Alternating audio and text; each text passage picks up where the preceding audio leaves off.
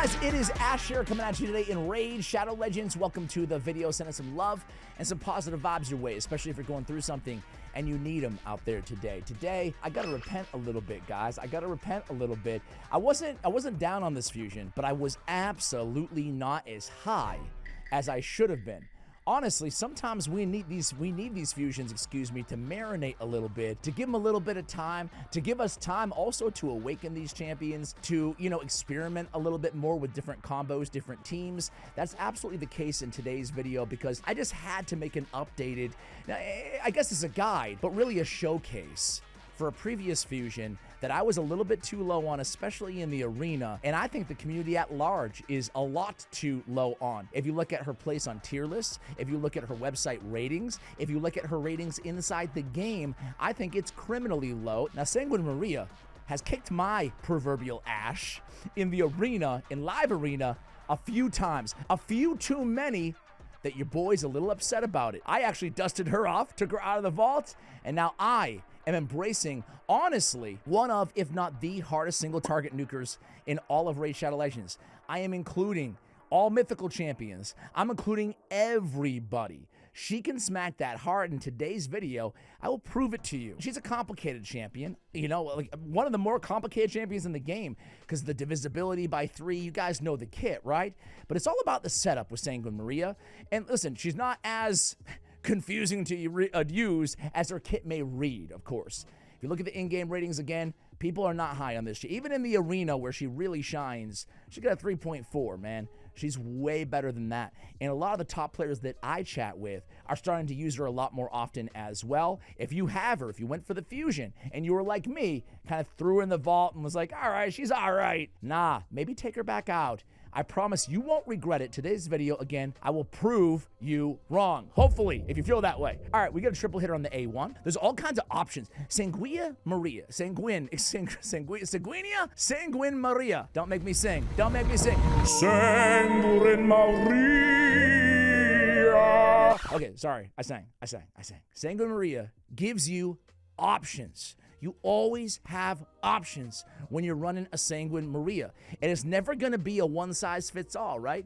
Every situation, she has a way to deal with it. That's one of the things that I love about her. Now, you guys know my favorite legendary nuker, maybe my favorite nuker in the game, is Rotos the Lost Groom. And she has a little bit of Rotos in her kit. Some things she does better than Rotos. Some things she doesn't do as well as Rotos. But she can hit like Rotos or even harder. Yeah, I said it. She got a triple hitter on her A1. Each hit, again, 33% chance of granting an extra turn. So way more often than not, you're going to get the extra turn on that A1. Now, it's capped at 1 extra turn, but it's still an extra turn. That's really important in terms of the strategic, options that we have at any given moment. We can always go to that A1 and get an extra turn. On the A2, it's the Sanguine Fisher.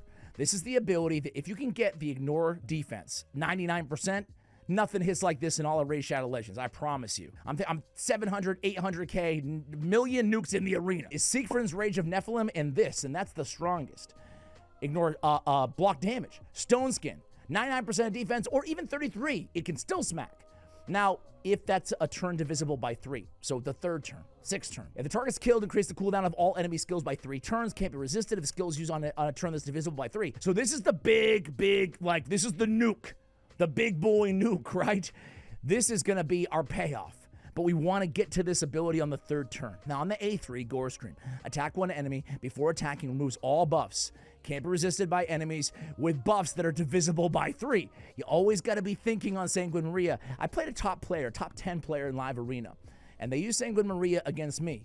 And you could tell every time it was Sanguine Maria's turn when I was going against this player, there was a long delay because you got to think about it, right? You got to look at the buffs on the enemy team, look at the buffs on Sanguine Maria, and then remember what turn you're on Sanguine Maria, and then you weigh all your options. We'll attack all remaining enemies if with HP less than 66%. Another factor, another option, right? Grants an extra turn if the champion is under a buffs divisible by 3. Okay. And then each subsequent hit from this champion deals 33% more damage, up to 99%. Resets after the 99% bonus is applied. Each subsequent hit by this champion deals 33% less damage, stacks up to 3 times. Reset whenever damage reduction is applied for the 3rd time. Whenever an enemy is revived, revives this champion, 33% HP, 66% turn meter. After being revived, True Fear on all enemies can't be resisted or blocked. Man, let me just say, shame on me for not going deeper on Sanguine Maria when she was a fusion. This passive is busted. So much extra damage on a champion that already does so much damage. Damage mitigation, and then the revive with a True Fear, with the control, with the reduced skill cooldowns, with the remove all buffs. She brings so much more than just a single target nuker. Okay, I've drooled enough over my girl Sanguine. You don't have to go 9-piece Merciless. Honestly, I'm not gonna lie. My Merciless gear for Undead Horde, unfortunately, because we also have Rotos there, unfortunately, sucks. Actually, the top part is good, but my accessories, I've got HP. This is great for Rotos, by the way. Not great for Sanguine Maria. We don't really care that much about survivability. It's nice, obviously, but I want attack, right? I do have attack flat stat on my amulet. Obviously, we're leaving 40% crit damage off the table here. We do have, a nice trip roll, and we have the Ascension, but this could be a lot more, as well. We do have a good ring, albeit a 5-star there. Let's go ahead and see if we can get a little bit of attack. I only have 23 chaos, man. I farm so much chaos, and then it's gone like this. I mean, I'll tell you what, if we get one of those end-of-the-year recaps this year, talking about all the dungeon farming you've done, I can't wait to show you guys how much Sand Devil and Phantom Shogun I have farmed this year. It's insane. We have speed on the boots, we have attack on the chest, we have crit damage on the gauntlets. We have a Gore Crescent on her. Hell yeah. Whereas next attack after killing an enemy deals 20% more damage, and we can get that up to 35% at level 12 here. That's great for her, right? She's killing a single target, she's getting her extra turns, yada, yada, yada. These are the masteries that we're rocking. Let's go ahead and go into battle here. Now, I mean, it's just gonna be, I'm gonna go after some, we'll work our way up. I have a team set up here. Now, the thing about the team setup on Sanguine Maria is we wanna get 3 buffs on her. Now, you have so many tools, at your disposal to do that. You can use bolster sets, you can use buffs, you have any option at your disposal. But I'm gonna go 9-piece Merciless on her. Stone Skin is great, and then you can have a bolster on the team, and then set her up with an increased attack, and you've got 3 buffs right there. 1 Stone Skin, 1 bolster, and 1 increased attack, which she wants anyway, being attack-based damage dealer. In this particular team, because we're running our 9-piece Merciless, I do have to make a decision. Who do I run on top of an Arbiter after my turn meter boost to get 2 more buffs? So I'm gonna run Freya. I mean, you can run anybody with 2 buffs, basically. So I could run her in Stone Skin with like an Arbias for the increased attack, increased accuracy. You have options, right? But you want 3 buffs on her to start with a 2-turn duration, ideally. Not necessary, but if you have a 2-turn duration on the buffs that you start her with, that gives you the option of going in with the A1 and getting the extra turn right away to put her on turn 2. And then you can go in the next turn, if you open with the A1, she'll still have, with a 2-turn duration on her buffs, she'll still have 3 buffs on her. We can take the A3 as our next move, and she gets another turn. And then on her first turn, she can go in with the A2, and you get all that juicy 99%. You get the targets killed, cooldown of enemy skills by 3 turns, all that control, right? Just some beautiful stuff that is capable on this freaking beast of a champion, man. She's a beast. I can't believe how low most players still think of this champion. Golly. All right, so she has 1 buff right now. We're going to give her 2 more. So now she got her shield. She's got her increased attack. She's got, ideally, by the way, I'm going to boost here, but ideally, shield is not the best because it can be removed. So we either need to have her fast enough to go in line, or, we risk the chance of losing that shield. But as you guys can see, we have a 2-turn, 2-turn, 2-turn on all of our buffs. So we can open up with our A1 ability. Let's open up on, it doesn't really matter here. Let's open up on Arbiter, highest turn meter. She's going to get her extra turn from that A1 ability. We did get a kill. That's nice. Guess what? We still have 3 buffs on us, just like we talked about earlier. Now we go in with the A3 ability. We'll go after Marius, 193k. Now we can go with the A2 ability, all in 1 turn. Smack it! 340,000 damage, and she gets another extra turn. We haven't even done anything here. Boom, pop him. I mean, come on. I could end the video right there. I mean, honestly, like no other, she can wipe out an entire team. All right, guys, let's face off against a Ninja Turtle team. Surprise, surprise, Ninja Turtle teams are everywhere. All right, who's the biggest threat? Leonardo, of course. Let's go in there with our Fabian on the team. Let's get our buffs, get this set up. We're good to go. We have our 3 buffs on. I'm still going to start out with the A1, though. I'm going to go against Donatello, get our extra turn, hopefully. Yep. All right, we did lose. Leo's the worst, but, you know, the best, AKA, right? We don't have our buffs anymore, so we're just going to go in. I still want to save it for the 3rd turn here, so we're just going to go right in with the A3, and then we get an extra turn thanks to the Merciless. Hell yeah! All right, now it's Leo time. Boom, dead, 380k damage. Thank you very much. Man, I mean, that's it. I mean, Raph is good, but he can't pop off the entire team. He can pop off, unfortunately, Sanguine Maria, but we'll still win here because we've got enough firepower, even with Freya's A1, to be a quasi-nuker helping the team out here. All right, there it is. But like, let me tell you, let me go against this team here. I'm just going to pick whatever teams I have on the roster. Like I told you guys, I'm not too proud to admit. The reason I'm making this video is because she keeps whooping me. Just like that first battle we have. She keeps whooping me. So I'm going to go after her. A1 even hits hard, by the way. Easily kill Toshiro, I think, right? There we go. Cool. We don't get the extra turn. Bad luck there, but it's okay. We're still going to hopefully have 3 buffs left. And let's just turn meter boost. I want to get her to her turn here. Another turn meter boost. Oh, we lose that 3rd buff, but it's okay. We're going to go with the A. What was our buff duration right now? Yeah, we only have 1 buff on 2 turns, so we don't have the divisible, but what we do have is the A3. And no one's less than 66%. Let's just go with the A2. This is going to be the A2. Is this her 2nd turn? I'm already losing track. No, that was her 2nd turn, because if it was her 3rd, we would have absolutely done a lot more damage than 177k or whatever we did, right? So like I said, you know, your boy can't really walk and chew gum that well here, as you guys can see. Look at that, by the way. She's way tankier than one would expect because of her, let's go against this team. I'm just going to, any team that I see, right, that looks intriguing here. She's way tankier than you'd think because of that passive with the damage mitigation, right? She has like 40k HP or something like that. Yeah, let's get rid of Leo. He's too annoying. Or let's try to mitigate a little bit on Leo. Let's get her other 2 buffs. Let's go in here. She's under 3 buffs. I'm just going to go ahead and not even mess around. And we're just going to, oops. Okay, now we're going to not mess around. 544k on Leo. There we go. Man, that A2 can smack, man. And those numbers are nothing compared to what I've seen, you know, in other battles. She's just such a pleasure to use, man. She might not be a beast in PvE, but she is a beast and a half in the arena. She's one of those champions that you go against in the arena and you're like, oh no, I don't wanna go against her. You know, I don't want to deal with this, you know, because even the A1, the back-to-back A1s alone, right? Like I'm just gonna A1 here. Just getting that extra turn, going into more extra turns. All right, guys, look at this team I found. Look at this team. We get a Marichka. We get Star Sage Galathier. We get a Nice. Man, I don't have Nice. I'm jealous if you do, especially if you just pulled them. I'm so jealous. But us people who don't have Nice, we're always thinking about how to counter Nice. Sanguine Maria counters him very nicely. Pun intended. She got the passive. She's got the affinity matchup, ignore block damage on his alternate form.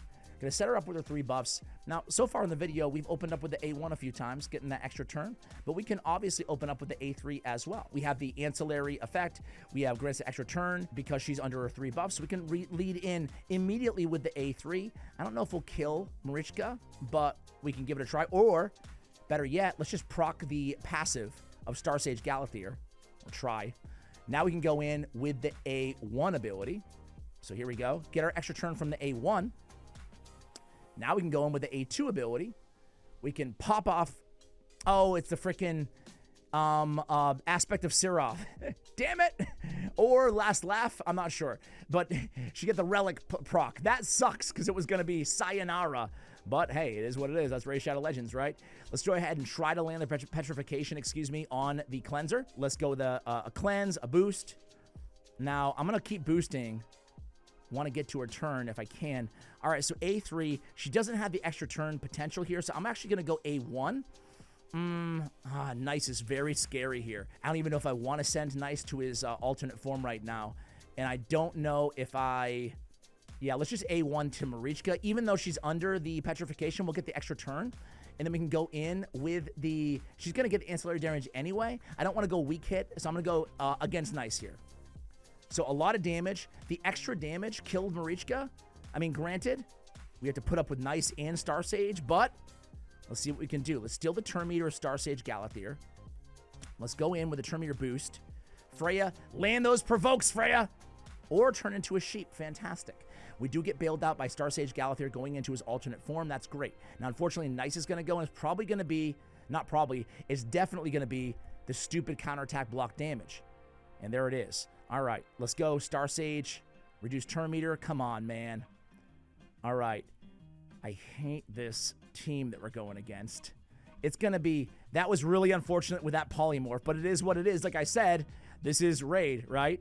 Oh, golly. Let's try to go Fabian on Fabian crime here. There we go. A1. Give me that extra turn, please. Or not. Okay. Sounds good.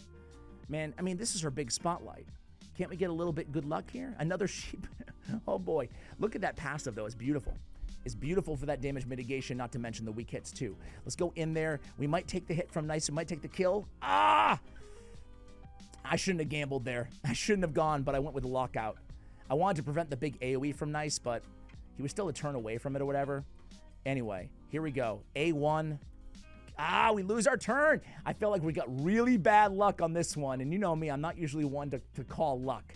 But I felt like we had it, but we ran into a lot of procs, of relics, and everything else. We're under 3 buffs. If we can get our turn, we'll get an extra turn. So let's take it. Thank you.